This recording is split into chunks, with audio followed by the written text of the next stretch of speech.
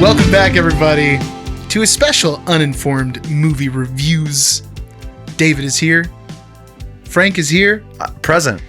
And my lovely wife, Michelle, is here. Hey. Hello. Yes, we finally, we took your comments and we got rid of Danny. It took us a while to get rid of Brandon. The Danny one was much faster. Welcome for her second channel appearance. Oh yeah, what was that game we played on the stream? We did a night trap. Night playthrough. Trap. Oh, All I yeah. could think was Nightcrawler. That's all I have on my head right That's now. what he's been saying this whole day, and I thought he was talking about the Harry Potter. Oh yeah. Well, I guess there's like a bonus cameo. But you were like in a full episode. Yeah, you were uncredited for that Harry Potter And- yes. appearance. And Randy, who's only was there for that one time. We gotta get that guy on. We got to get sometime. Randy in here. He's a The character. spicy episode. The spicy episode. Muy caliente. Well, speaking of spicy, we're talking about the new now trilogy of Bill and Ted and their most excellent adventures. Most excellent. So, yeah, we're going to talk about the first two, the older ones, if you would, and then we're going to have like a review of the new movie, Face the Music, from 2020. Yeah, David, how factual of you. You know? Yeah, We're all about the facts here. I agree wholeheartedly. Well, do you want to bring in Bill and Ted's Excellent Adventure, Frank? Yes, I would like to, David. I would, as a matter of fact. Bill and Ted's Excellent Adventure debuted in 1989. Fun fact, that is the year between 1988 and 1990, for those True. of you math whizzes at home. It's also the last year of the 80s. Bonus fun fact. How fun. How fun. We're already off to a fun start, guys. It's going to be a fun episode today. Runtime, 1 hour, 31 minutes. This film has a 7 out of 10 on IMDb, an 81% on Rotten Tomatoes. And let's be honest, it's because it's a banger. It is. It It is. bops. Yeah. I love you. I love how you're presenting the numbers right now. I just appreciate it. You know, Very David, factual. some would say I am the official numbers Yeah. guy. I would say that. Yeah. Stat daddy even. I wouldn't say that. Not a lot of people would say that. Yeah, but within the thirsty threesome, a lot of people would. What group is that? Is that the Three Amigos? Is that Steve Martin and They those are other two like guys? the Three Amigos, David. They Martin are quite Short. like the Three Amigos.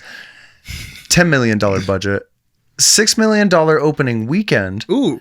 $40 million overall. Oh, okay. Oh yeah, that's nice, right? Slow opening weekend. Slow opening. That's scary, It is scary. especially for a movie that's kind of out there. I feel like Yeah. all of Bill and Ted is pretty bizarre. Not what you would expect from like a big budget movie, but it's a cult classic. It sure. is. Do you have any other numbers for us, Stat Daddy? 7. I'm gonna go with 7. Out of 10 on IMDb. You know. That It is fits. true. That is true. I do have some more things that aren't necessarily numbers, but some stats that I would like to discuss throughout. We have them for all the films because there are some similarities, and some differences. Okay. The first film was directed by a Stephen Herrick, who directed Critters, Mr. Holland's Opus, who some say is his opus, Three Musketeers, Rockstar, 101 Dalmatians. Rockstar, the Mark Wahlberg Yeah. picture. What other rock star? Of course. I'm just making sure. Is there? No, yeah, it's very exciting. I was really stoked. I was like, oh, wow. Love it. That's wild. This is a crazy filmography. I almost said discography again. I keep know, saying right? that. It's almost like what else from like our upbringing could you possibly touch? Uh-oh. How could the list get crazier than that? Uh-oh. The Mighty Ducks. Whoa. Yeah, right? And you said 101 Dalmatians. I'm assuming that's the live action 101 Dalmatians, right? You know, the thought hadn't even occurred to me. I just got excited. I went, oh, puppies, wrote it down and kept going about my day and got Mighty Ducks at the end there. And if you don't know Frank, that happens to him at least 3 or 4 times a day where he's just like, oh, puppies, and then loses track of whatever's happening. True. It's not a bad thing. In the middle of that, David said puppies, and I was like, what are we talking about? Oh, is this puppy podcast? Are we finally doing it? I looked it up. It is the live action. Okay. Again, we're about the facts here. Giving the people what they want. Cold hard facts. We don't do entertainment. If you're wondering why you've never found any of our videos entertaining, it's because that's not what we're about here. If that's why you showed up today, good luck. That's not our aim. We're about dry, factual knowledge. Have you guys ever seen Critters before we move on to something else? I don't believe so, no. The poster did not look familiar to me at all. It's No, I've never seen Critters. it's kind of like a twisted Gremlins, I guess. It's like they're more evil. Wait, is there a Critters 2 and 3 as well? And 4. Is it disgusting? It is pretty gross. I have seen Critters. Yeah, it's pretty schlocky. I mean, I wouldn't say they're great movies. I have. Yeah. But you know what? The third movie is Leo DiCaprio's first role. So I think I it's feel worth like I knew that. kind of checking out. Well, 'cause if you ever seen the Critters 3 box, it's got like his face. It looks like a sticker. Leonardo That's what it DiCaprio's is. first appearance. Because that's all it has going for it. That's pretty much for this director. We're not going to see him again. He doesn't direct another movie in this trilogy. The rest of us. So if you got attached to this new character, Stephen Herrick, sorry, but he's not going to be gone. It's like Game of Thrones around here. We're going to be dropping people. The writing team, Chris Matheson, who wrote on a Goofy movie, all 3 Bill and Ted. So we'll keep talking about him as we go along here. And he played... Oh, Matt, you know what? We'll save that for later because I took these notes a little haphazardly and I didn't scratch out things that were meant to scratch out. So disregard everything you heard in the last 10, 15 seconds or so. Interesting. Okay. Wiped. Strike it from the record. The other half of this writing team, Ed Solomon, also wrote on all 3 of these films. So we'll be hanging out with little Ed as well. And I got to say, it's cool that like even after that huge break, because the second Bill and Ted's 91 and it's 19 years later, it's cool that we have the same writers. You know what I Yes. mean? That helps a lot when you're coming back after a long period of time. Yeah, because I think we're all going to agree as we discuss along here that like these films feel like they are part of the same family. Like, that is Yes. not an issue that the trilogy has. It's one of the level things about it. Ed Solomon contributed in the writing on Men in Black. Now You See Me 1 and 2, which are like Interesting. they're all right, I They're guess. movies. They're fine. You should just look up that high scene from the second one where they're throwing that card around. It's I just haven't seen the second one because the first one was so meh. I've never seen either of them. I've just seen that scene Yeah. on YouTube and it's hilarious. Yeah, sometimes they put out a movie that's not so great, like Super Mario Bros. Wait, did this guy work on Super Mario Bros? Or are you Yes. teasing me right now? Wait, what? I will defend to the death my love of the Super Mario Bros. Movie, but that's another podcast. That is another podcast. Coming to you soon, relatively, relatively. in like the great span of time. Oh, and I put this one in there for you, Michelle, because I knew you'd be just as excited as me. Also a writer on Charlie's Angels. Oh, for a minute I thought you were going to say Bring It On. No, that would have Don't know been why. crazy. Good guess, but incorrect. That's dope. And both of the writers have cameos in the first movie, Excellent Adventure, as stupid waiters. They're the waiters at Ziggy Pig. Oh, that's really cool. Yeah. Okay. I kind of want to watch it again. I thought that was kind of a fun fact. Ziggy Piggy. But stat-wise, that's pretty much all I got for this one, guys. Personally, love it. Would like some more of it. Yeah. Let's watch it when we're done recording this today. Okay. Yeah. How do you guys feel about this one?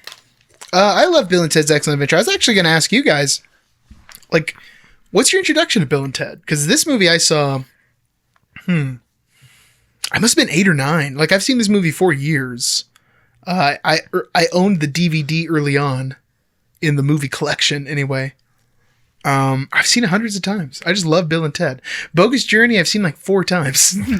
Really? We'll get to that one in a little bit. But Bill and Ted, yeah, Excellent Adventure.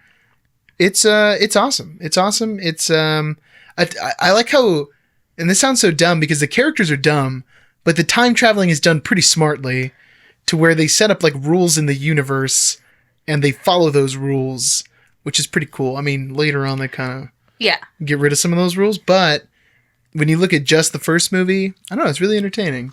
And I like the history part. It's so nerdy. It's like a movie for nerds about 2 guys who are idiots. Yes. And that's an interesting Yeah. thing to pull off. That is a fun dynamic. Yeah. Yes. Introduction wise for me, I'm pretty sure it was just like one of the movies that my parents had introduced to me. And then my love for it grew greatly after I received one of them on DVD. I'm not 100% sure if it was Excellent Adventure or Bonus Journey, like on top of a pizza box from like Pizza Hut as a child. Oh. And I just rewatched that DVD like a million times, you know? Well, I remember that Interesting. deal. Yeah. I can't It was some confirm random promotion, and if I mine don't know was from which that one it was. promotion. I know I got a movie from that though. For sure. What a weird time, the 1990s. Yeah, it was a strange time. Order a pizza, get a movie on top of your box. Although it makes a lot of sense. yeah. Yeah.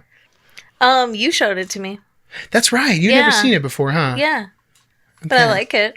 Yeah, it's hard to deny. Yeah. It's Yeah, we even had a Gen Zer watch this first one Yes. with us, and she enjoyed it. She only texted through like the last 30 minutes, which Yeah. is pretty impressive. Yeah. She didn't even record a TikTok while we were watching Yeah. the movie. Or play a virtual game with a bunch of other people. Yeah, it's pretty Crazy. It was crazy. It feels really nice watching Bill and Ted right now because it is very quintessential 80s. And we just happened to watch like 8 John Hughes movies for a podcast also coming out very soon. You know, I think that's part of what made the whole experience a bit of a haze, is that we were so grounded in the 80s and early 90s throughout that whole Yeah. experience. Like 10 to 11 days of 80s. We should have just like got rid of our cell phones for that amount of time or something. You know what I mean? Chewed a lot of bubble gum. Chew a lot of bubble gum. Drove around without wearing seatbelts. Just get real crazy wow. with it. Okay. Don't do that. That's not safe. Drive safe, everybody. Reduce automobile accidents. That's what we're really about here at the channel. Cold hard facts, and reducing automobile accident casualties. We're getting our vision statement out today. Okay, so Bill and Ted's Excellent Adventure. Let's talk about the actors a little bit. We got Keanu Reeves, who I have an interesting relationship. I love Keanu Reeves. How interesting. I didn't know you had a It's relationship like You guys with Keanu didn't Reeves. know. No, well, first Oh, off, that is interesting. first off, we're David. really good friends. You know what I mean? And Keanu Reeves and I, he's such a nice guy. That's why I love Keanu. Cousins with Michael Pena and close friends with Keanu Reeves. You just keep surprising me. That's David. how I met him. Neither are true. I met him with Michael Pena. Oh, Mike. Anyway, as we call him. yeah. As we fictionally call him. Sometimes we call him Pancho in the family, but yeah, it's a long story. It's not even really the nickname. It's not. So You're right. Keanu, super lovely guy, sweetheart, nice guy. I think everybody knows that. Yeah. He's really had a resurgence recently. He's not a terribly good actor. No. Nobody's No. ever said that about Keanu Reeves. No. He does have some movies where he performs really well. Yeah. Like My Own Private Idaho is fantastic. I haven't seen it. John Wick, the films of Mr. Wick. No, I don't know if I'd agree with you. I mean, the I'm acting is... thinking, I'm back. Yeah, exactly. It's like... those are Less so those cringy. parts and more the punching dudes with bullets parts. Yeah. And rescuing He does, dogs. yeah, he does that stuff real well. But I love his portrayal in Bill and Ted. He's Yes. just Yeah. he's right on. As Ted Theodore Logan, he is like his awkwardness fits in really well. Yeah. I mean, and who would have thought in order for Keanu Reeves, all I could think was Jake Gyllenhaal. I'm still so stuck in Nightcrawler. not Keanu talking Reeves, about that what right it now. took for Keanu Reeves to become the stronger half of the starring cast was to have someone like Alex Winter next to him. Who is Alex Crop Top Winter. Yeah. Alex, let me see that belly button, Winter. Yeah, I mean the man is just famous for the half shirt. He's got it. He's rocking it in the first 2 movies. Sadly, we didn't get to see any of that belly button in the new movie. I was really hoping we were going to get at least a little bit. They should have Yeah. thrown one shot. You know what I mean? I have a full 10 minutes prepared for that later when we get to the third film. But then we also got like Lost Boys too. You know what I mean? He's famous for being one of the Yeah. vampires in Lost Boys. He's also rocking the half shirt. It's not just this one movie. It's the 80s, really. That's what's going on. Is it? Yeah, it I mean, Is let's be it honest, the though. 80s?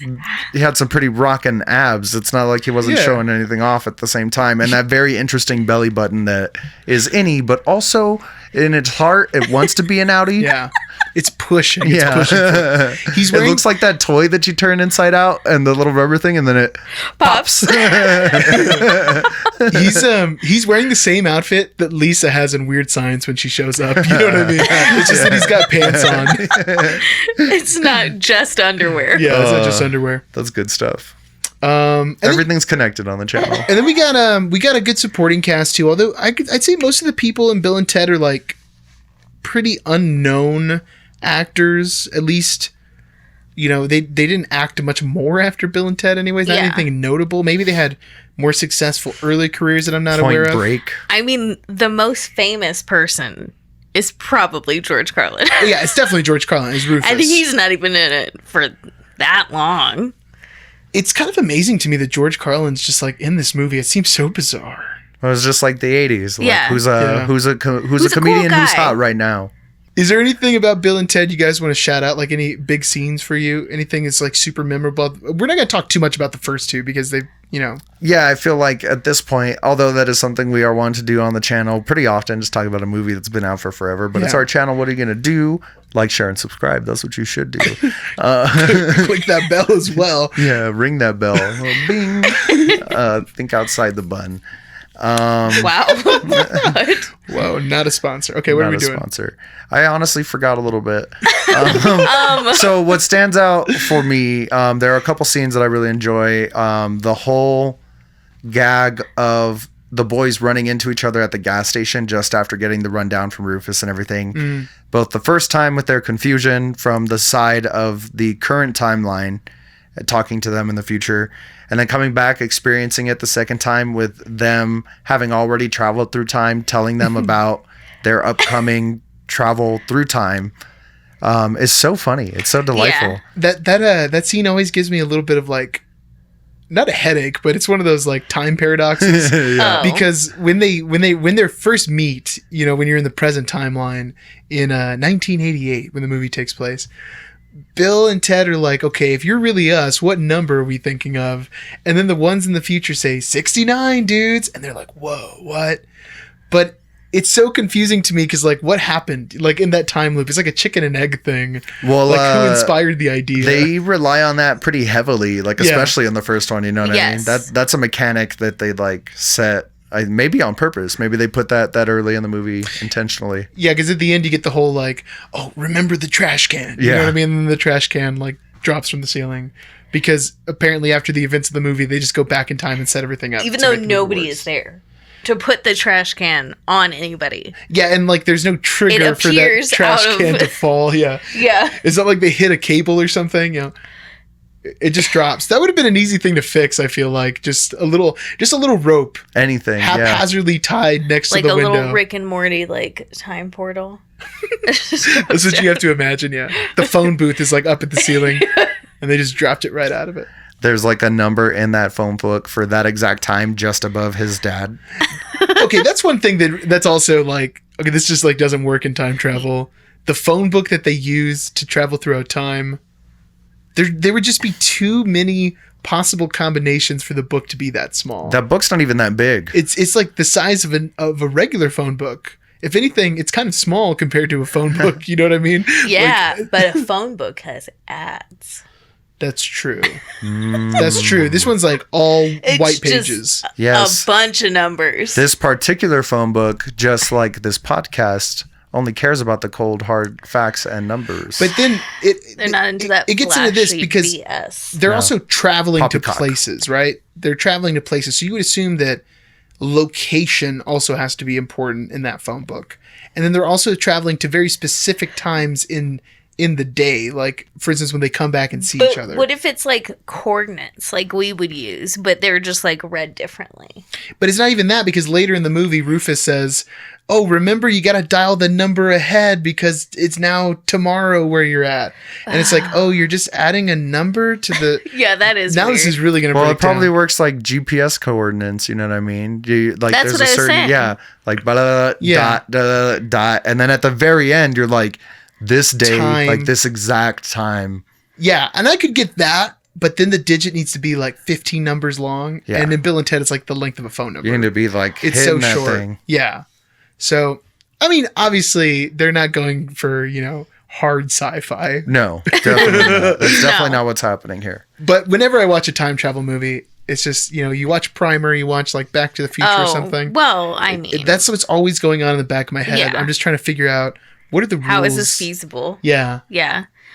Or one of the best time traveling movies, Bender's Big Score. That Futurama. Oh, yeah. That one's fantastic. I mean, there's a lot of things that, like, if you try to compare everything to Futurama, there's just you're setting yourself up for failure, because there's a lot of things that Futurama does perfectly. Perfectly. Mm-hmm. Yeah. Is there any scenes for you? Well, I was just going to say that, I mean, I probably watched Dude, Where's My Car? Probably as much as you watched Bill and Ted growing up. That sounds really sad. That sounds like And a really I probably sad watched childhood. Dude, Where's My Car about the same amount. Get out of here. And I think I also like, I mean, Bill and Ted is a really good movie, but I think I also like it because it is super similar to Dude, Where's My Car? It's like a really outlandish, like kind of background sci-fi movie. And like the opening title is the same, kind of similar to Dude, Where's My Car? And then that like triumphant Van Halen thing is really similar to The argument over- Sweet Dude. Yeah. And that's even a little chicken and an egg for you there. Yeah, it's true. Yeah, you can really see the influence between those two. The characters are almost the same. Although, and this is maybe a question, like in Dude, Where's My Car? They're definitely stoners, and they like Oh, yeah. say that for sure. And I felt like in Bill and Ted, you were always supposed to assume they were, but All it's that was missing was like somebody calling them like, you wastoids. yeah, but it's never like even referenced. But I think it could also be like those kids in bands. You know, those ruffians. Yeah, I think if nothing else, they're just supposed to be like idiots. Like Bill and Ted are Yeah. not smart. They're There are a couple of slackers. maroons. Lovable, Yeah. but not the sharpest And- tools in the shed. Even the thing they're most interested in, music, they're not very good at that either. No. Like, Yeah, but Some would say terrible. yeah, they're terrible. at least Bill and Ted have more of a motivation than the guys in Dude, Where's My Car? That's Yeah. true. Yeah, those guys are just kind of like on the lazy river of life. Yeah, they're doing it so their girlfriends don't break up with them. Yeah, they can't even keep Mr. Pizzacoli happy. No. That's pretty intense. Yeah, they make Bill and Ted look like geniuses. Like they have their lives Like they're together. like super altruistic. Like they're doing it to save the universe, dude. the Yeah. universe. If not for nothing, we'll see time and time again. The Bill and Ted have like, when the going gets tough, they have drive. You know what I mean? Yes. They're going to see it to the end. Yeah, that's true. Exactly. Yeah, and that's what makes them likable, I think. Solid, like, movie friend duo. Like, one of the greatest of all time. Best bromance ever. Well, it's not quite as romantic as Jake Gyllenhaal and Heath Ledger in Brokeback Mountain, but it's still pretty romantic. I think those are different relationships, but we can talk about that at a different time. Lines are blurry.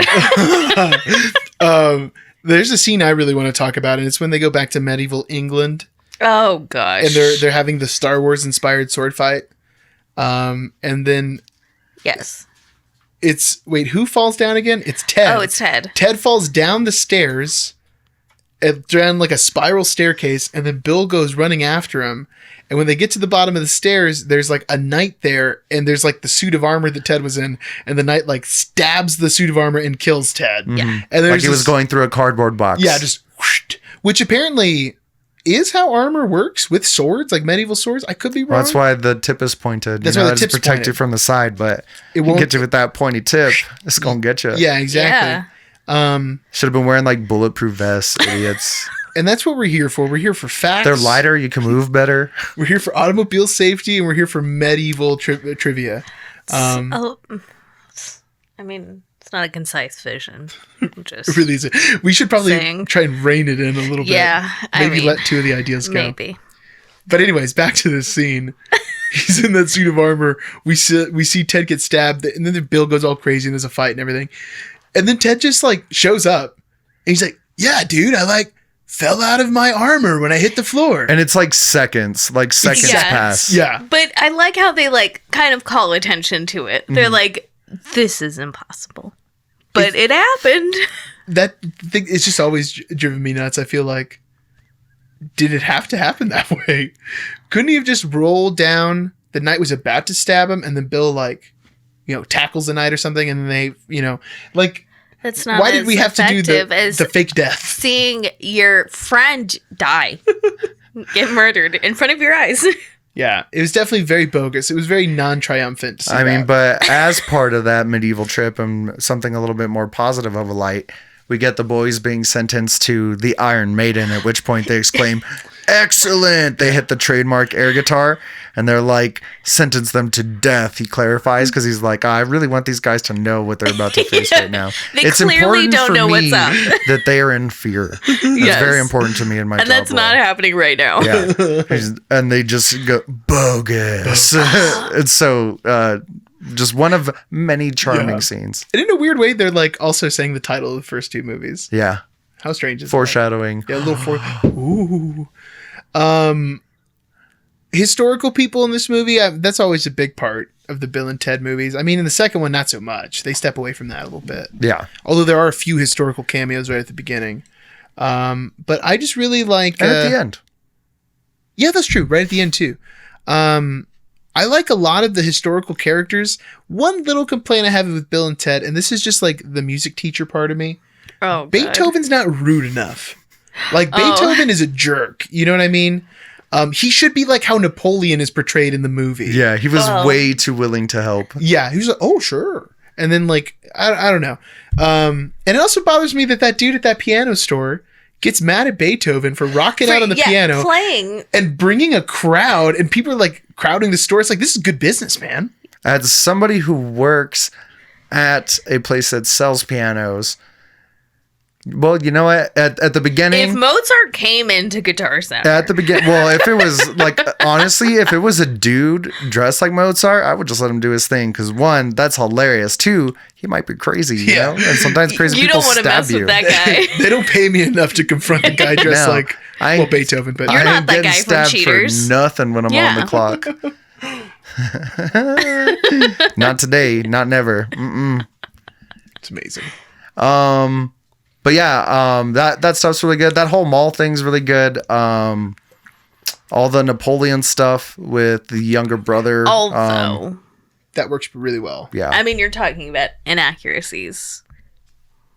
Let's talk about Genghis Khan. Oh, yeah. I mean, Genghis... And, you know, I just got to preface this with, I'm playing Ghost of Tsushima right now. And You don't have to preface it with that. No spoiler alerts, but in Ghost of Tsushima, the Mongols have invaded Japan. And then there's like, you're fighting the grandson of Genghis Khan. And they're taking over all these villages and they're killing people and stuff. And I'm like... As they do. Yes. I'm like, there's not enough pillaging. And also not enough of a certain other thing that the Khans are famous for. But even that is more believable than actually having Genghis Khan. Like, that's true. Genghis Khan's, grandson? Yeah, Genghis Khan's grandson, whatever his name is. In that Genghis Khan. Yeah. I mean, Genghis Khan, like... Has there ever been someone like that? Maybe he wasn't into all the philosophies of his grandfather. I hope so.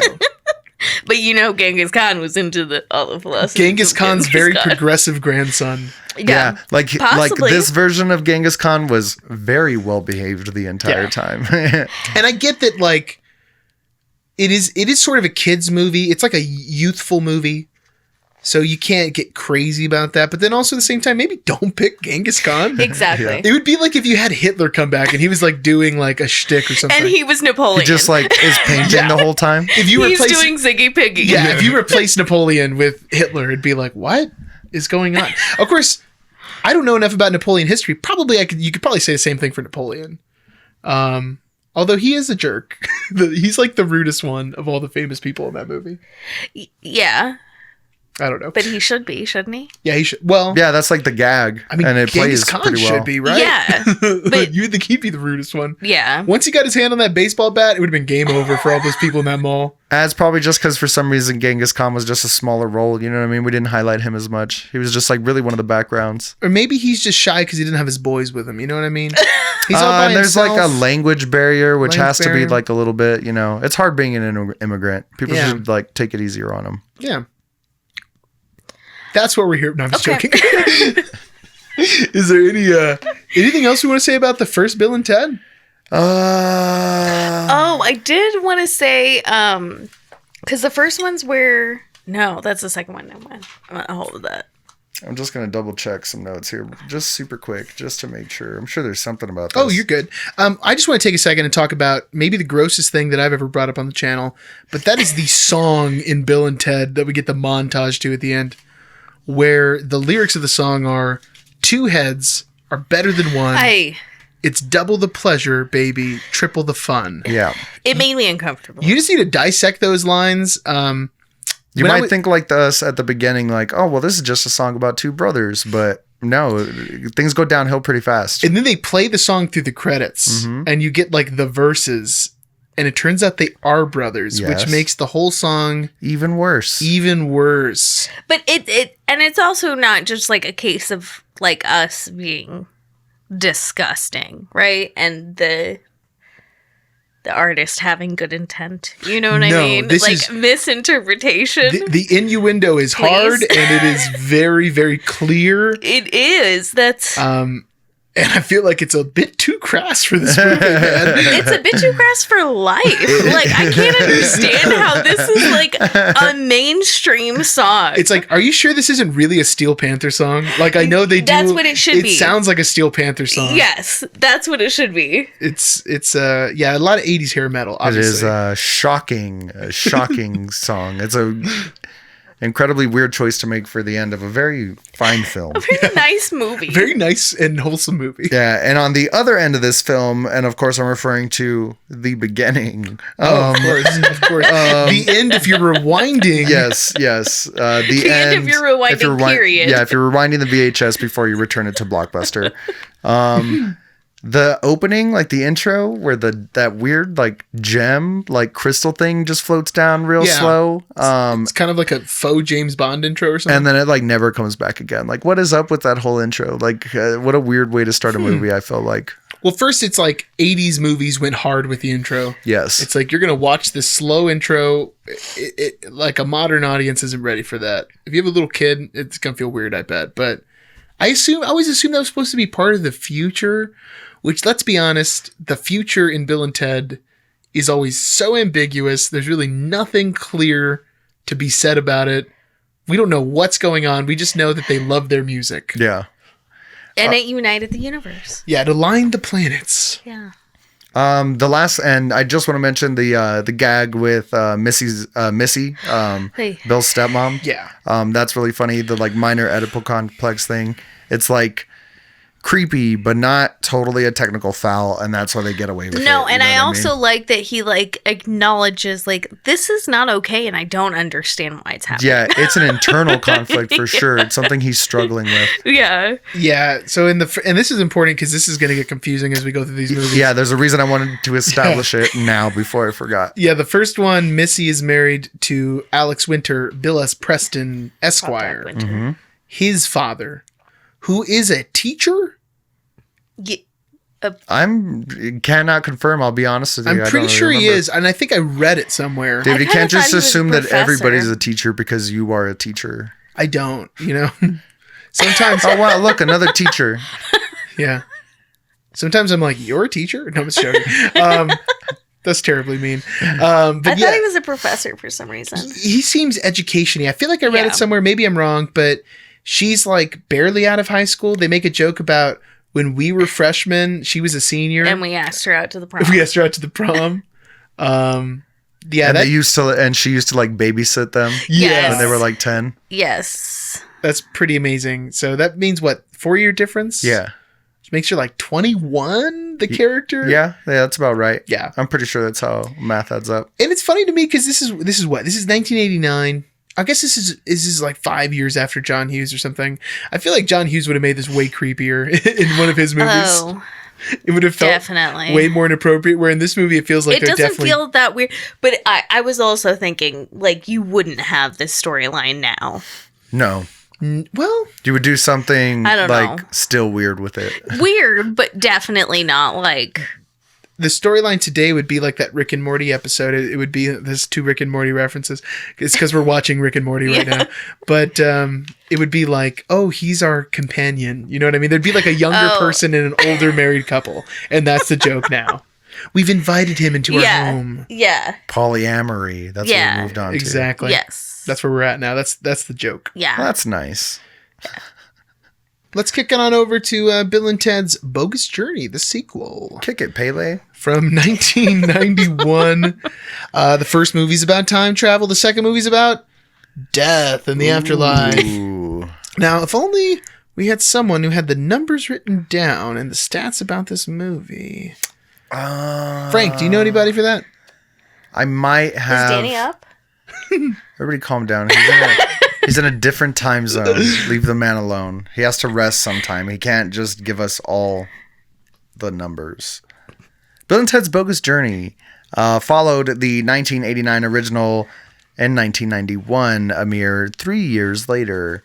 For those of you following at home, that's the one after 1990, as mentioned before. That's how. Thank you. That's how those years fall in line. David, I don't know if you're going to need to get like a graphic on screen later. I'll we'll try. talk about it. It's the second year of the 90s. Yes. Runtime, very similar to the first. The first one, if you don't remember, 1 hour 31 minutes. This one clocking in at 1 hour 34. 3 years later, add an extra 3 minutes. That's how that works. That's nice. Yeah. While we're talking That's show business, baby. While we're talking about the years they came out, I just want to point out that the movies take place in 1988 and 1991, but the futures in the movies take place in 2688 and 2691. So even those are 3 years apart, which is very satisfying. How nice. That is how satisfying. righteous. And I love that it's so far forward. Oh, that is nice. Yeah. Like, it's not 2020. It alleviates the whole, like, what? Back to the Future? It's already 2015? Yeah. Where's the flying cars? And yeah. We don't get to find out how wrong this film is for quite a while. Yeah, until we're dead. Yeah. Until will be we've fine. destroyed the planet. Until we're all ghosts, and then I'm laughing at you guys like, I told you we're real. Idiots. We'll see. We will. We will see. I will find you guys. Rest assured. I'm going to Liam Neeson you all in the afterlife. Bold promises. You're going to be really disappointed when you find out there is not one. We'll see about that. $20 million budget. $10.2 million opening weekend. Another nail biter. You know what I mean? Not quite as bad as the first time. $38 million gross. So they still turned a profit on this one. Yeah. Not quite as profitable as the first. Not even rated as high. It got a 6.5 IMDb. 56% Rotten Tomatoes. Ooh. I don't know if I'd agree with that 100%. Yeah. I do still really enjoy this movie, although it's not as good as its older sibling. I think it has a lot more problems. Yeah, but that seems a bit on the low side. But I also think it is pretty good for a sequel. Yeah. As far as sequels go. Well, I think that's a great thing to get in on, because what I like about Bogus Journey is that it's a sequel that's not relying on just retreading what happened in the first movie. Yeah. It's a sequel that's taking like bold chances and doing a wildly different movie. Exactly. Yeah. Totally different idea, 100%. Which is crazy because, as mentioned before, it is the same writing team. A different director this time around. We have Peter Hewitt, which you might know from Tom and Huck, the JTT joint from 1995. Don't know what that is. It's a story about Tom Sawyer and Huckleberry Finn, starring Jonathan Taylor Thomas. Okay. Came out in 1995. Do you know which one he is? Tom, I believe. Who's Huck? Do you know who Huck is? This other guy. Oh, okay. Well, This another like white actor. I'm not familiar with this movie, but I am very interested. I felt like when I saw it, I was like, have I seen this? I kind of feel like I have, but I don't remember anything about it. This guy's also responsible, unfortunately, for the Garfield movie, voiced by funny man Bill Murray. Hey. Yeah. He directed one of the loosely connected Home Alone sequels titled Holiday Heist. It's like a late one, came out in like 2012. I like how yikes. you included that descriptor. You needed to know, you know what I Yes. mean? Like, why was this movie just not as good as the first one? Well, maybe this has something to do with it. Yeah. Also responsible for a movie. Dropped my phone at an inopportune time because this is when I needed like the one piece of information that I have on here. Also responsible for a film titled Thunderpants, which I have a brief plot synopsis for you all because I felt like it was important you knew It's that this necessary. man did this. Yes. An 11-year-old boy's amazing ability to break wind leads him first to fame and then to death row. Before it helps him to fulfill his ambition. That escalated quickly. That escalates super quickly. Probably because of his super strong farts. I would imagine. Before it helps him to fulfill his ambition of becoming an astronaut. Wait, what? Yes. Yes, I needed to finish that. What? You've broken it. I'm sorry. We need to watch this movie. I don't want to. I needed you guys to know that this existed and what was it about. It's got a 3.7 out of IMDb. I agree with David. This needs to be watched. Coming to a CLE near I'd you. rather watch Spice World. Yeah, Yikes. oh my goodness. But also, to his credit, he did direct The Borrowers. Are you guys familiar with this one at all? No. It sounds familiar. Delightful. It's about this tiny little family that lives in the walls of this home, and they're just trying to save their home from John Goodman, who's an evil realtor. I've heard. Yeah, you know what? I feel like I've seen part of this. I'm familiar. That does sound very familiar. I'm gonna look this up. The Borrowers is, as our friends south of the border would say, muy dope. Oh, I thought you were gonna say Très Magnifique. No, that's a different border. I'm not sure exactly where France lines up, like in relation to where we're at right now. East, west, northwest. I feel like I'm this way. If you go long enough this way, eventually, right? I don't know what that way is, but if it's one of the right ways, then yeah. You can go your own way and then still end up in France eventually. It's not factual. You're letting the people down, Frank. Wow. After we've stated time and time While again David's what our values David's are. looking up The Borrowers to confirm whether or not he's familiar with this, my last little fact is we are going to continue with the writing team being featured in cameos in their film. They are part of the stupid seance member crew, like in Missy's seance that she has. They're two of the idiots. A lot less Missy in the second movie. That's like her big scene. Yeah, seance. that's the bulk of Missy in the second one. Same actress, Amy Stotch, I believe is her name. Yeah, she's in all three of them. All three. One of the few who stick around for all three. Mm-hmm. That's nice. Definitely not the wives who change in every single movie. To the point where it's I don't even remember which one's in which movie anymore. Well, the whole These poor guys, they probably walk into this set and they're like, "This is not my beautiful car. This is not my beautiful wife." Must be very confusing for a modern man. I have a really big problem with Hollywood romances. And this trilogy is no exception. Yeah. It's That's in fair. Hollywood, That's fine. a couple always meets, and then it's maybe a week goes by, and they're madly in love with each other, and it's just so frustrating. And it's even less time. It's hours. Well, I mean, they traveled hundreds of years together. They don't take them with them right then, though. No, they wait goes till back the end. later. Rufus goes back and he's brings the ladies. convinces them. And they're princesses. That's true. But their dad's real mean. He's bogus. And you know what? A medieval princess, that level of comfort is probably nothing compared to the average teenager in 1989. San You know what I Dimas, mean? California. Yeah. Exactly. You definitely don't have any servants No. in San Dimas. Well, somebody does. No, but I'm saying even the ease of regular everyday life, you know what I mean? That's probably still pretty dope. They're like, oh, wow, television? What's that? That's crazy. Oh, Credit Malls? cards? Wow, that's Yeah. nuts. What a country. And that's kind of what they reference at the end, too. Rufus showed us all around. And got them all acclimated, I guess. I don't know. I feel like there could be a really intriguing we're spin-off. your mail order brides. There could have been a sitcom about these two wives. We're medieval girls, and now we're living in 1980s California. How cute. And our husbands can't get jobs. It'd be a really good sitcom. They should. A shot like the OC. I was thinking more like old school, All in the Family or something. You know what I mean? Just filmed in front of a live studio audience. Oh, they can be Laverne and Shirley, but time traveling princesses. Yeah, that's what I'm feeling. That honestly sounds delightful. We be should really good. get something together and pitch it. Let's do it. To the people. That. We'll have our people call their people to a lunch. So Bogus Journey, basically is about Dinamolos, who's Rufus's teacher. It's a throwaway line of dialogue in the movie. Yeah.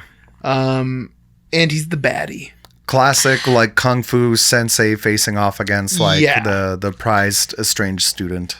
That's interesting that there were those kind of Star Wars-y references in the third one, because I was thinking that George Carlin like mentor relationship was very like Dooku Yoda or Anakin Obi-Wan. Yeah. Yeah. I could see. Yeah, that's a really good point. I hate you. You were supposed to be the chosen one, Denomalos. You were supposed to unite Bill and Ted, not destroy them. And those guys just seem like they just want everybody to be miserable. Like, Yeah, they I mean, don't want people to be totally outrageous. These aren't complex bad guys. You know what I mean? They're just baddies for baddies' sake. Yeah. But the leader of the baddies, what's his name again? Denomalos? Denomalos. Domino's Pizza. Delamanos. Delamanos. Vamanos Delamanos. It's Denomalos. I gave it to you wrong last time.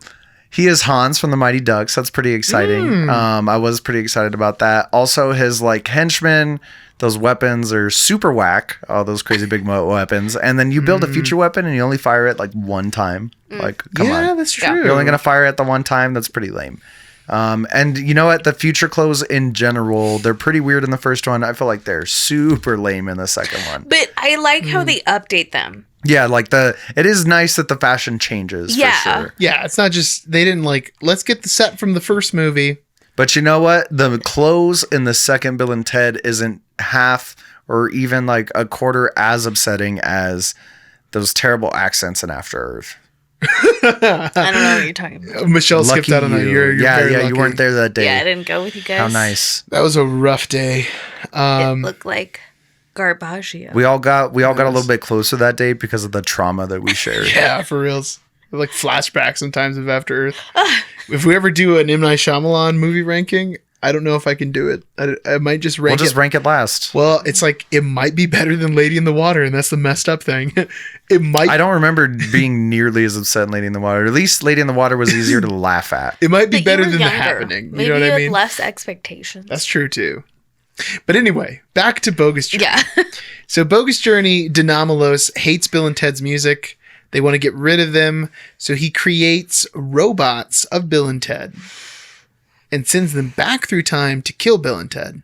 Not back through time to when they're like babies to kill them. No. You know what I mean? But back in time to mess with their lives also. Like, they pretend to be them. They look just like them. Yeah, to destroy their relationships as well. Yeah. Which again, maybe just go back in time to when they were doing the report in the first movie. But then your movie probably seems too much like Back to the Future Part 2. Yeah. So you got to do something different. Got to do something different. But Bill and Ted die. They get killed. They get killed on that place where all the Star Trek fights are. And it's funny because in the show they're watching Star Trek and they're watching an episode. You can even see the mountain in the background, and then they go to that place. But then after that, I mean, basically the movie's about like Bill and Ted trying to come back to life because they meet Death, who's a great character. Yeah, that's the introduction we get to William Sadler as the Grim Reaper. Fantastic. And I actor in really this like role. how that scene is shot. Yeah, like, when everything how goes they, like super take dark. out the color and then like take out all the audio, like background music. They do like a really cool reverse reverb effect, like on everybody's on everybody's audio that is like so perfect. Yeah, for I getting really like that eerie thing. scene. Yeah, and they take all like what is it? I guess they take the saturation out. I'm trying to think about what the technical term would be. I don't know, man. I'm the audio guy. I Yeah. don't know nothing about none of that stuff. You know, I'm going to go ahead and say with confidence, yes, they drain the saturation from the shot. You're correct. And we are about facts here and information about video editing. But there's also a really cool thing about like them having to win a game to come back to life. But that's when we learned the Grim Reaper's like a real sore loser. Yeah, he really is. But this is a reference. Probably an only child. It is safe to assume.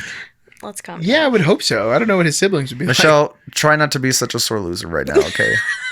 But he's this whole segment is actually a reference to a 1950s movie called The Seventh Seal by Ingmar Bergman. And I don't know if you guys are familiar with this movie. Nope. But you are familiar with the scene because it's one of those scenes that are so famous that you've seen it before. And it's like of the man playing chess with death and they're like on a beach. Yes. And if you remember the film 500 Days of Summer, there's a scene of like Joseph Gordon-Levitt like in a movie theater watching that scene in the movie, and then he like blinks and he's in the scene playing the game with death. So that's like a literal reference to that movie Seventh Seal, which is pretty cool. I haven't seen it in a long time. I saw it like in high school. Does the same thing happen in Seventh Seal? I'm gonna be honest, I don't really remember. It was like I watched it on IFC like really late at night, and I was like 15. So I don't know. That's all the info I got for you all. Did I watch it coming up to this episode?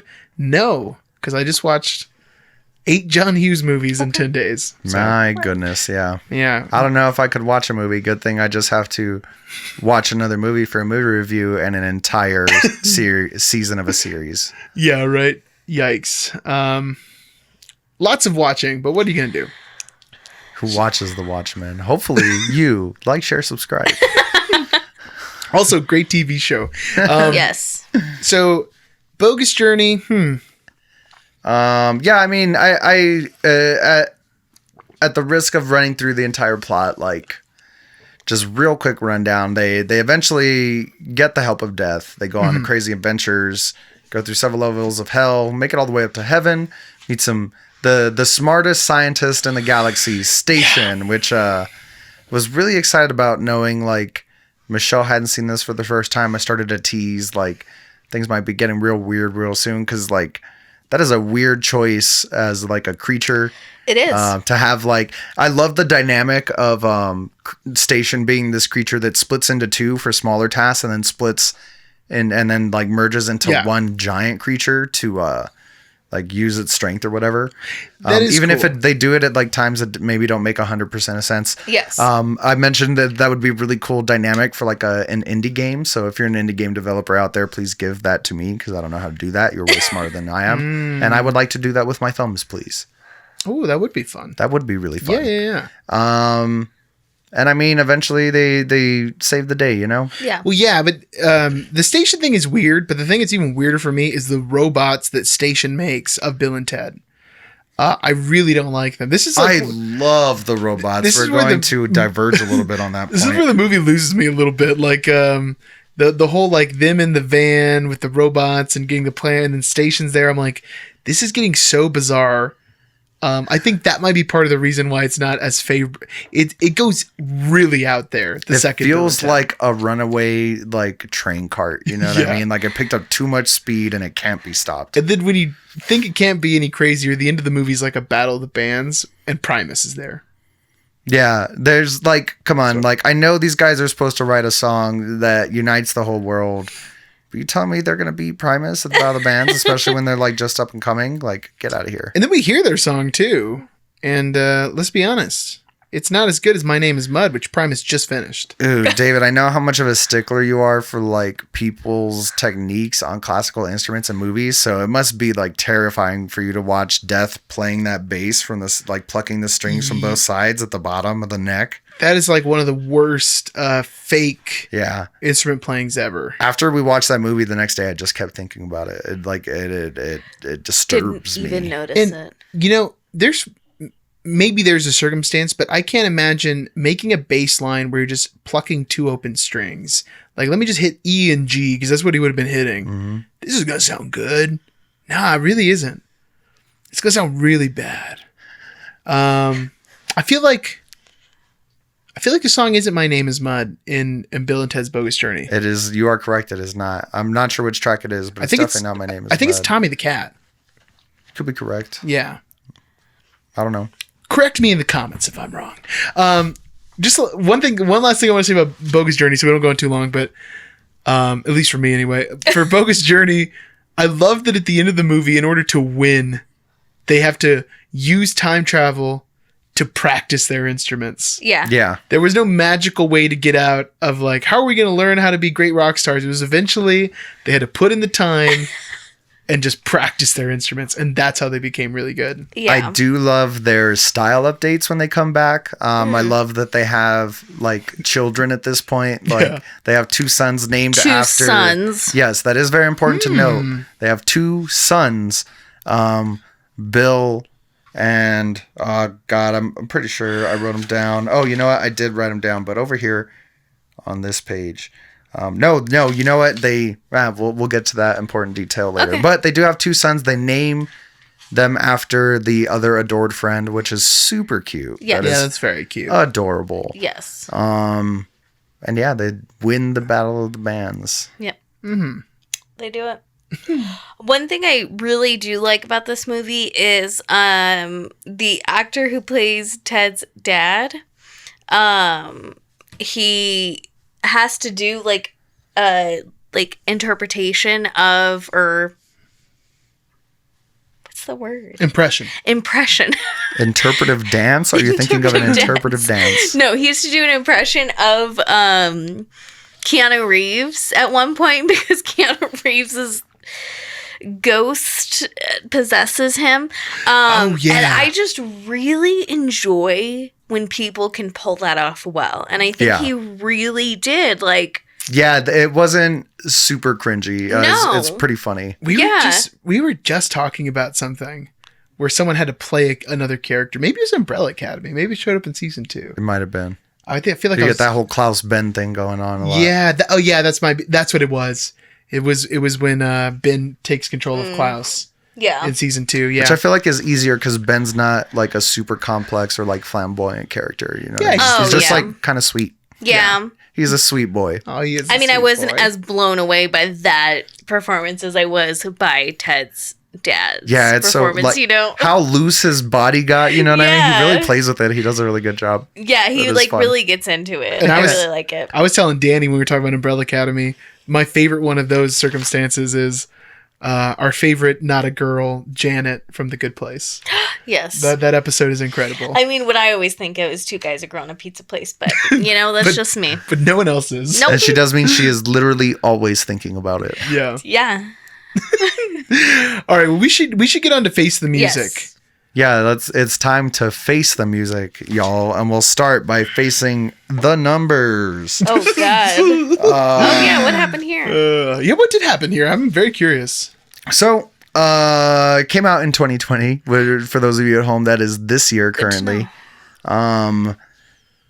Runtime 1 hour 32 minutes. They stay really close to that hour 30 minute that I thought was really That's a good really mark. kind of cute. And you know what? They always feel like the right length. Mm-hmm. They never overstay their welcome. So Definitely right on. not, Good David. length for a comedy. Yeah, nailing it. Good job, guys. 6.5 on IMDb so far, because I mean this movie's only been out for like a week at the point of this recording.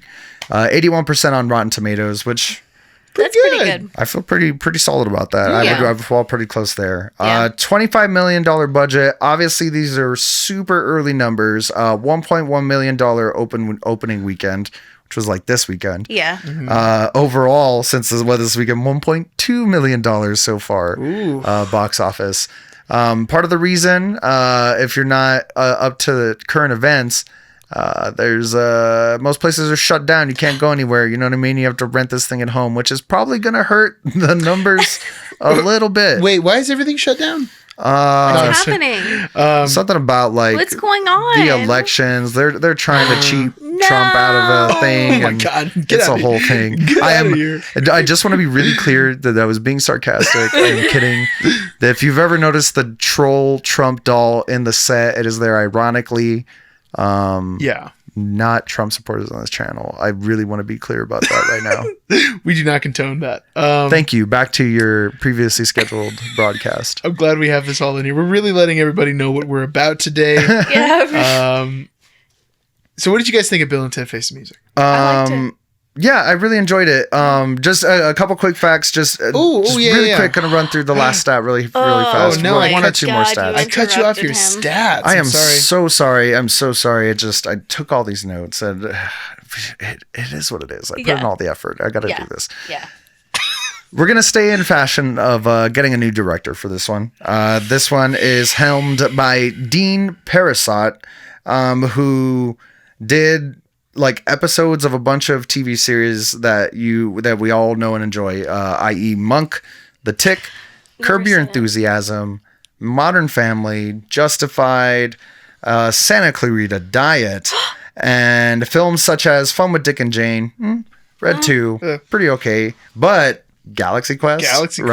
Right? Galaxy Quest, pretty dope. Right on.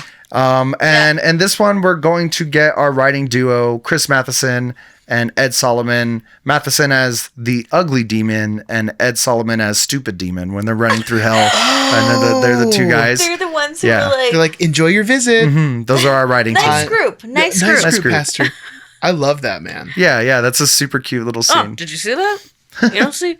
You don't see a robot in hell. But yeah, like feeling wise, love it. Love this movie. We get a lot of like, well, I guess not a lot, but like really more than you would expect of original cast members back. Oh yeah. You know what I mean? We get a lot of Yeah. people coming back. Obviously, we switch a ton, but we keep the Grim Reaper, which I is love that dope. Deacon stayed. Not the same actor, obviously. Yeah, not the same actor, but we keep the Deacon character. around Yes. too. Yeah. Now Missy has married Deacon at this point, and that's when the whole Missy thing What? gets But like she loved real gross, Ted's dad. and also Bill's dad. Yeah. Yeah. But now also Ted's brother. And her previous stepson. Yeah. And then Ted says something about how his dad is now his own son. Yeah, they really go through it. Like, yeah, Ted, you're your own uncle. And like the creepier thing is Deacon's like into it. Like he calls her the same pet name as his dad Yeah. did, and he's like I'm super about fully it. aware of that. He Yeah. says, he calls her Kissy Missy. She's Yeah. like, oh, what? Deacon, that's what your dad called me. He's like, oh, I know. Ooh. Yeah, that's pretty gross. Yeah. Let's get some weird stuff. And he's that famous SNL actor. Well, Yeah. he's famous on SNL. Beck Bennett. Yeah. No one knows that guy's name, but Some new cast members that I really enjoy that I just wanted to shout out. Anthony Kerrigan, who plays NoHo Hank on Barry. We get him as Dennis Caleb McCoy, Oh, who is Dennis Caleb. My name is delightful. Dennis Caleb He has- McCoy. Yes, he is a robot sent from the future to destroy Bill and Ted, who self-actualizes like in Yeah. the process of this. I love this because it feels like the bizarrity of Boga's journey, Yes. especially like the character design and everything. It fits the theme that Bill and Ted's had so far. I hate Yeah. that I'm gonna make this reference, but I have been playing Dragon Ball Fighter Z a lot. But it kind of has like a Frieza vibe to him. Oh. Interesting. I would have never suspected Frank to be the first guy to make a Dragon Ball reference on the podcast. Yeah, weird, right? But out of 50 podcasts, however many we've done over the years, It's finally happened. it's finally happened. So that's cool. But you're right, dude. He does pull off some mad Frieza vibes. Yeah, for reals. Yeah. He's and the best. That's all the comparison I make because all I know about Frieza is how he looks, and he's a pretty solid character in Dragon Ball Fighter Z. Yeah. Goku in the rips, fighting game. Goku rips his tail off in an episode. That's all you gotta know. Okay. The new wives in the third one are okay. I think they're the best ones yet. The brunette, sorry, what is her name? Not Jayma Mays, but Erin Hayes, who plays Elizabeth. Her accent Wait. is not great. No. Their names rhyme. Do you think that was Erin Hayes and Jayma Mays? do Oh you- my goodness. Do you think that was part of them getting hired? Are either of them? British? I British? don't think so. I don't think either of them are. I didn't look It's that like- up, but I can bet from how they sounded that they are not. There's not two British ladies that you could have gotten. Maybe. From Do across British the people pond? act? Yeah. They do. Downton A lot of Abbey. them are really good. Yeah, they do act in Downton Abbey. Yeah, they you are do. correct. Another new cast member, we get Kristen Shaw, who plays Louise Bender. Yes. She's also in.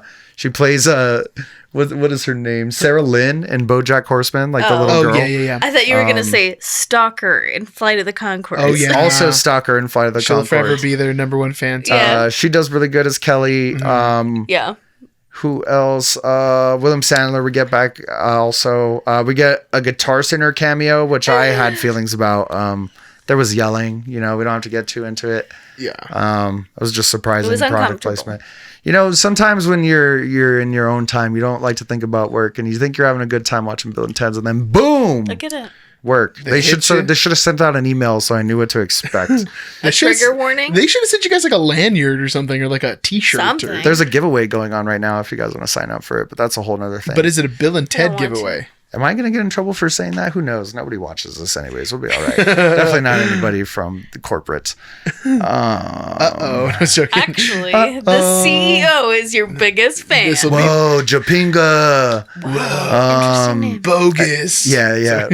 Ronald Japinga. I'm sure that's what Ron's short That's for. a great name. It's kind of dope, right? And then last fun fact, we get the air guitar shreds from one Tosin Abasi of Animals as Leaders. I do have some thoughts Go because ahead. of some revelations. What that do you David has think? Well, we can get into it when are you guys going to talk about that? let's hold off for 1 second Yeah. because I feel like we're talking cast. We're missing two big people though. We're missing the new Yes. Thea and Billy. So Billy Oh, is yeah, and they're in here. I just skipped over it. I'm sorry. Give it to us, David. yeah. Billy's played by Bridget Lundy Payne. And she's in that movie with the girl from The Witch, right?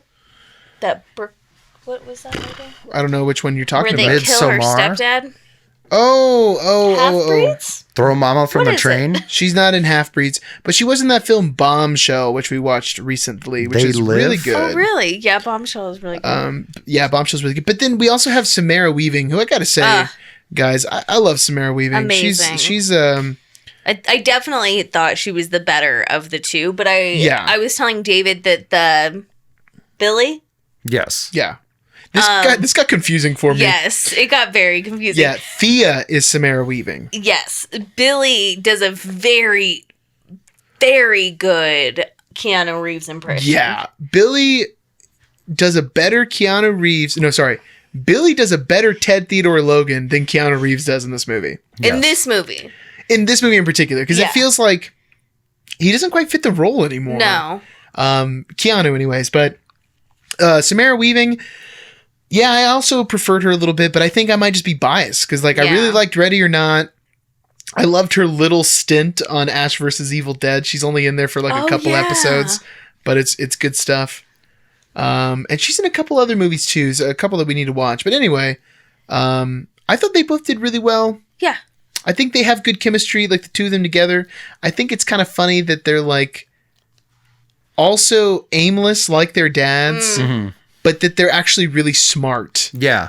And- they have like talent. Yeah, and in the movie, basically they solve, they figure out the song that we need or whatever, but they solve it through their knowledge of music history and like studying music.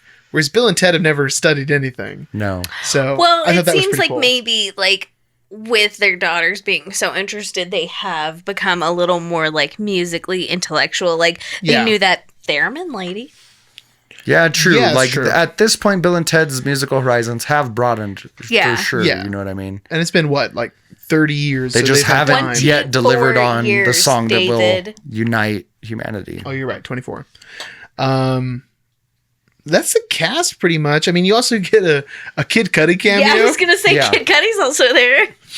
which is really funny. I And mean, he's like a pretty strong presence, you know what I was mean? Yeah. telling David that it might be that Kid Cudi's just like a really big fan because I know that when those Back to the Future shoes came out, he got some. oh, so maybe he just like loves 80s movies. Yeah, I wouldn't be Probably. surprised. I wouldn't be surprised. I wouldn't doesn't? either. He does a great job in the movie too. Yeah, he really does. But like quick synopsis, basically, Bill and Ted need to write the song. They have 7 hours left. They've spent their whole life. They haven't been able to write it. So they're trying to do that. And their daughters, Billy and Thea, are going back in time, kind of retreading the first movie in the sense that Yeah. they're collecting famous historical people, but this time they're putting together a band. And we get like Louis Armstrong and Jimi Hendrix. And some fake people. And then, yeah, we get some weird stuff too, man. Yeah, let's talk about that really quick. So here's like just some gripes I have with this movie. And I enjoy the movie a lot. Yeah. But there's just a couple things in here that we're like, what? So, Because there are those like SJW complaints, and like yeah. it's discouraging when the movie lives up to those complaints. I was talking to Michelle about, I saw a bunch of posts about like, what? This is SJW nonsense. They had to have two girls come in and save the day. instead of Bill and Ted, I hate this movie. And I was like, just relax. Guys, come on. This is no Ghostbusters remake. Everybody calm down. Yes. But this I thought was interesting. So we have Jimi Hendrix, right? We got Louis Armstrong. Then they go back in time and get a famous flautist. Yeah. Or as Mozart says, flautista. Ling Loon. And I didn't know who Ling Loon was, so I looked it up. And apparently Ling Loon originated wind music in China. He's like the founder of wind music, but is also a man.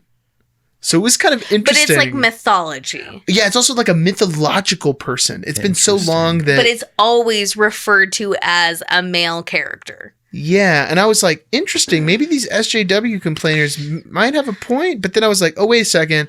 They're not smart enough to do any research and figure out what that even is. I think they'll never have that to use as a valid argument. Yeah. Their whole complaint is like, I'm sure that like whole Thea and Billy thing, which kind of is some SJW nonsense because they were boys. That is interesting. They were boys. So I think this is the time to get into this. Meryl, my goodness. You're having a tough time over there tonight. You know, it was mostly my fault, but I'm glad that one wasn't me. Do you think they had the babies in medieval times and they just couldn't tell then? No, so obviously it's super like noticeable, the gender switch, you know what I mean? If you're familiar with the first two films or even just the second one, you would know they have sons. About the switch, I did find out that when they were writing the first couple of script drafts, Matheson and Solomon decided that they were writing them as sons. They had changed the names to I had it in here, Will and Theo, which was already a little bit weird. Oh, okay. So that's how we kind of end up with Billy and Thea. Mm-hmm. But the sons that they were writing were way too similar to like the original Bill and Ted. Oh. And it was really like adding that like beating a dead horse feel to the script.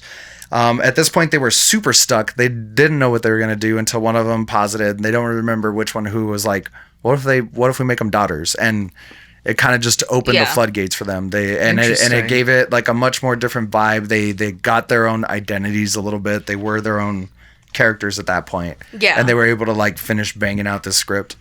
Well, and like the father-daughter relationship in this is very adorable. And I don't know if it would be that adorable if it were two boys. Yeah. And it would be like two boys that we had already seen. You know what I mean? I'm glad they changed it. Yeah, that would have felt way... And I think the third one, you know, if I am going to complain, it does feel a little bit retreaded. It feels like half of Bill and Ted's Excellent Adventure and half of Bogey's Journey kind of like wedged together. Yes. With some other stuff. But still a really good third movie. Yeah, I think so too. I think. Especially after taking a 19-year break. Mm-hmm. I don't know if any movie saga has taken that long of a break and successfully come back with a movie that like fits in with the rest of it. Yeah, that's a really difficult feat to pull off. Yeah. It helps that it's still the same brain and heart. You know what I mean? Yeah, like that is going to be a big part of it.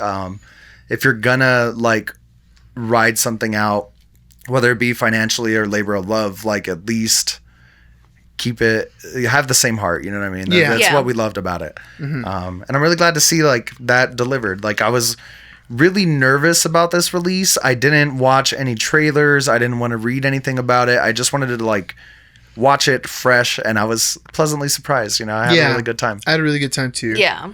I really liked it. And David and I watched it again because we had like that.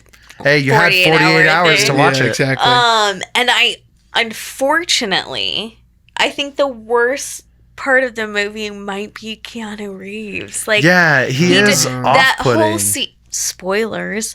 That whole scene where they go back to like 5 years in the future and they have those stupid British accents. It's like so cringy to watch Keanu Reeves. Yeah, that accent is really bad. Half-ass job. Yeah, it's not great. Yeah, it hasn't improved much since he was in what was it? Bram Stoker's Dracula. Yeah, when he's trying to pull off the the English accent in that movie. It's bad there too. In that one, and you kind hear of the whole acting. You hear a little bit of like Bill and Ted in that Dracula movie, which is weird. Whoa, I do really like the gag of Keanu always fighting with like his future self. He's like the Alex Winters get along pretty okay. They're like all right, you know what I mean? They all That's like a little crop bit weird. tops. Yeah, but like Ted's really fighting himself, and I really think that whole thing's Yeah. funny. And they even comment about it, like, "Hey man, Why are you guys fighting yourself, yeah, dude? Yeah. I don't know. Maybe we just see too much of you, like ourselves in each other." Yeah, that scene's hilarious. Yeah. That's really good stuff. There was something.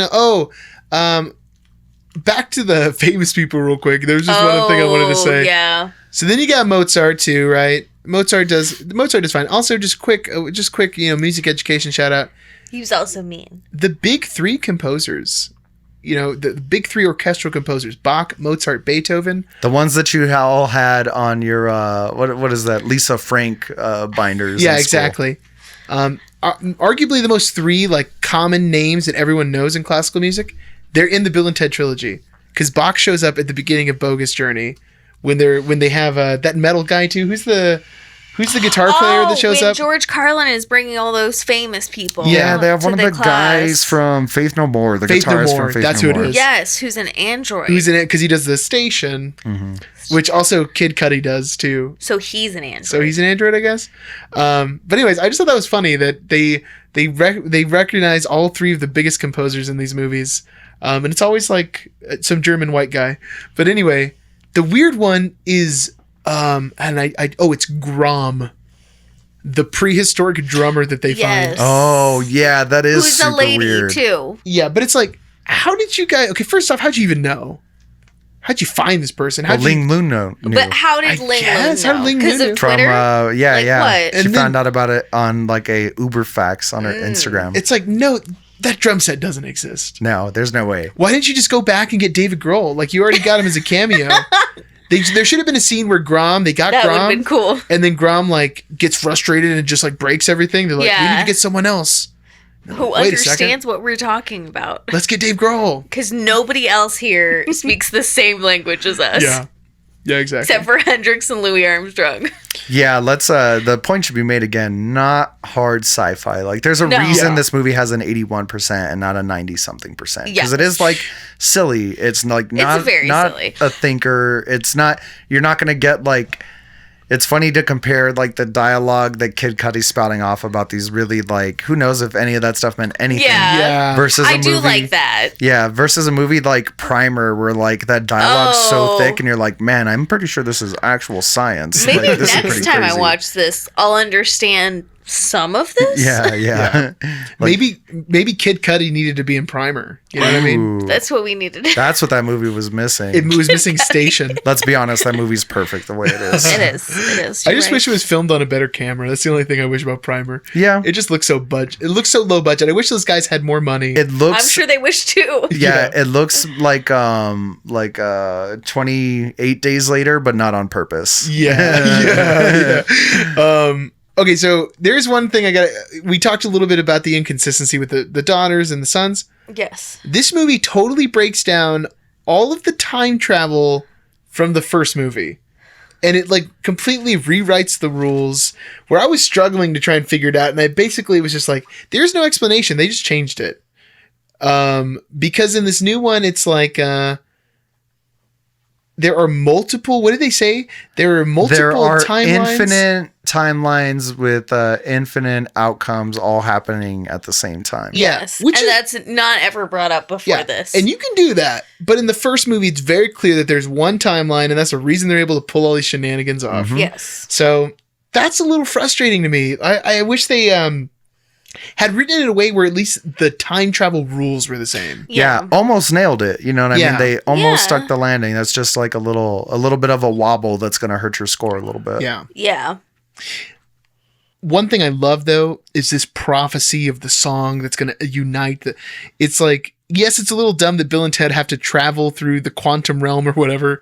Like with Ant-Man, they have to put on those white suits from the Avengers, and then they hand out instruments to all these people who Oh, that is just That part made a little no sense, and it was a little too heartwarming for sure. but I I don't even have a appreciate problem with the heartwarming. I appreciate the fact that it's bigger than just a song. Yeah. It's like a song is not going to unite the world, but maybe this event where they're all playing in harmony, maybe that could do it.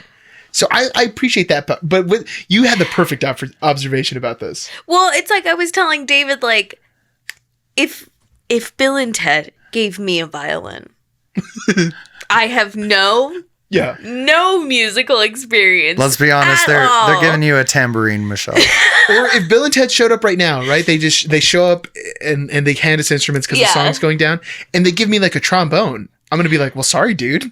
Yeah.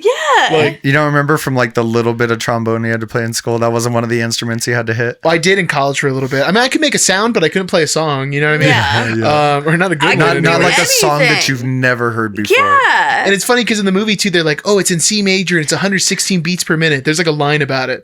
So it's like, okay, so they're going back in time, giving these people like, here's these instruments, play in a C major scale, I guess, and here's a metronome. You know what I mean? They're like, what was that? We speak German. What- That too. But they're also like Santa Claus though, because then they have to know like, oh, little Frank Yes. needs an electronic keyboard, and for Michelle, an egg shaker. Like it's so ridiculous. Yes, that's what I would need. And then I would be like, see, 100 Damn. what? We just figured out how to finally get you onto Phantom Kin. We'll just get you a whole bunch of shakers, egg Yeah. shakers, turbo shakers, all kinds of shakers.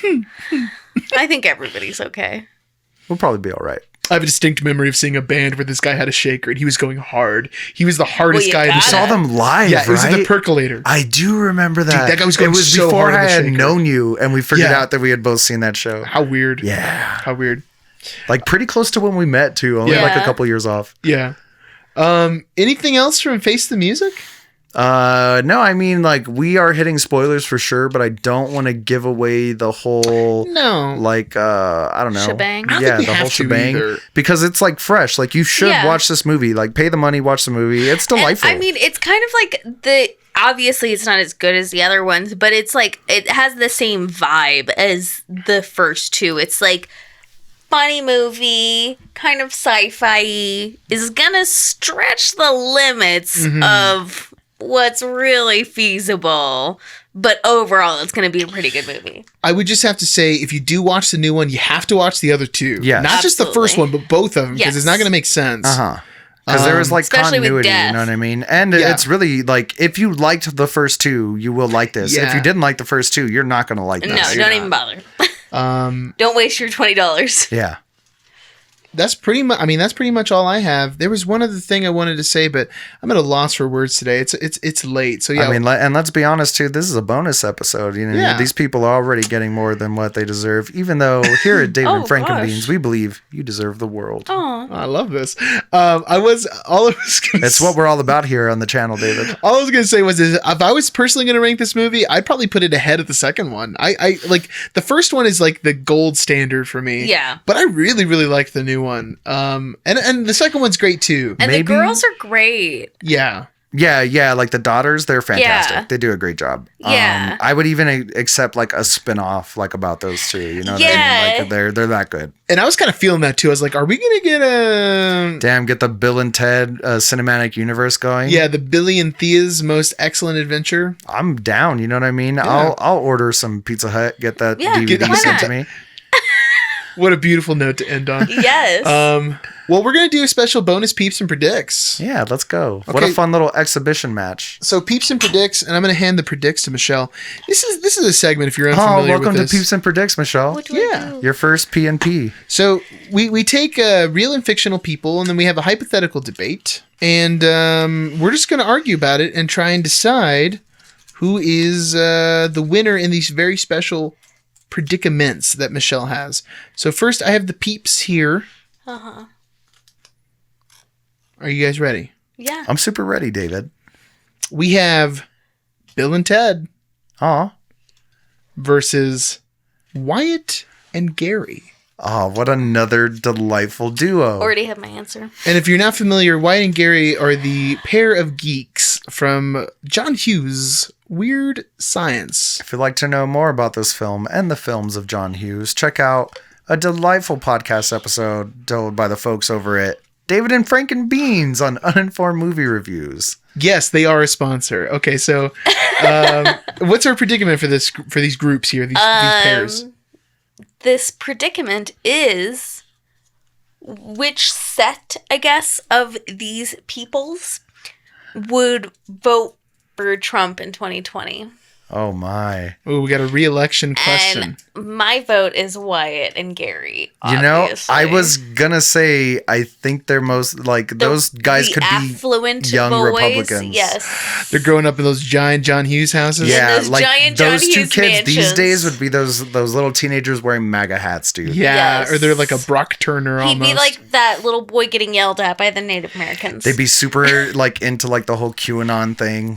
Bill and Ted don't even want to vote. no. They don't Okay. even know what's going on. No, they they don't just even know how wanna to save the register to universe. vote. No. Who knows if they have IDs? Yeah. Okay, I'm down for this. Okay, this is easy. See, this is nice when this happens. Frank, let me toss you the jar. Toss me the jar, David. I feel like since we've just been sharing it, Yeah, it's been so long since I or we- pulled one or of these. we Do I even remember how to haven't do been this? sharing it. I'm sorry. I've been pulling all Read? of them. I've read a thing or two. We'll find out. Okay. What do we have, Frank? It's the only way I can order things on GoPuff. I mean, there's a lot of pictures. There are a lot of pictures. They're really good. Good pictures. Way easier than reading. Who's more likely to be able to successfully do a load of laundry? This is a leftover referring to Uncle Buck on the John Hughes episode. That's fun. It's crazy that a grown man can't figure out a washing machine. Yeah. Guys, again, I'm going to jump off the bat here. I'm going to have to give it to Gary and Wyatt once again. I think Bill and Ted only because they're not the brightest boys ever. Wait, so this is saying who would be able to do? Oh, Yeah, who who would? would? Oh, then definitely Wyatt and Gary. Right? These Yeah. guys made a lady. Yeah. They hacked into like an Air Force computer database. Albeit the visual effects were atrocious. Yeah. Terrible. Yeah. I think we got to give it to the young little Trump supporters here on this one. Yeah, I can't discuss weird science anymore without getting heated. Why it's really It's become a good. point of contention. It's so good. I gotta agree with you guys. There's no argument here. This has been an easy peeps and predicts.